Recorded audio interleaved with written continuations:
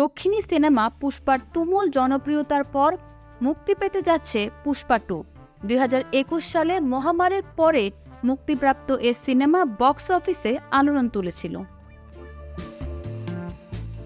পুষ্পা সিনেমাটি প্রায় 350 কোটি রুপি ব্যবসা করতে পেরেছিল। এরপর প্রায় 3 বছরের বিরতি।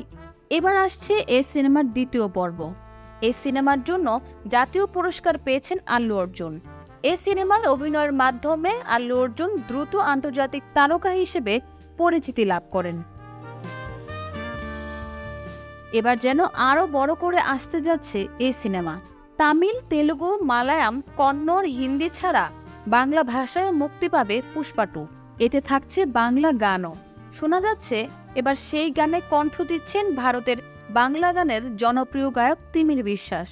এটি যেন বাংলা ভাষাভাষীদের জন্য বিরাট এক চমক। এ বিষয়ে ভারতীয় গণমাধ্যম আনন্দবাজারকে তিমির বিশ্বাস জানান, পুরোটাই একেবারে প্রাথমিক পর্যায়ে রয়েছে, এখনই সব খোলসা করতে রাজি নন। তবে শোনা যাচ্ছে এই সিনেমার বাংলা ভার্সনে কোনো একটি গান বাংলায় গাইবেন তিনি। গত বছর এপ্রিল মাসে আল্লুর জন্মদিনে মুক্তি পেয়েছিল পুষ্পা 2 সিনেমার প্রথম পোস্টার। পোস্টারে আল্লুর লুক দেখে প্রায় হইচই পড়ে গিয়েছিল। আল্লুকে এর আগে এই রূপে কখনো দেখা যায়নি। লাল টকটকে কপাল, গাল দুটি আবার নীল, জোড়া ব্রোর মাঝে জলজল করছে চন্দনের ফোঁটা, পরনে শাড়ি, গলায় লেবুর মালা, মুখে দাড়িগোঁফ, হাতে ধরা বন্দুক।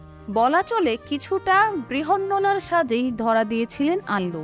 এর মাঝেই চলতি বছর 8 এপ্রিল মুক্তি পায় সিনেমার টিজার।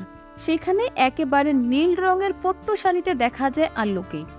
জানা গেছে আসছে 15 আগস্ট মুক্তি পাচ্ছে সুকুমার পরিচালিত এই সিনেমা।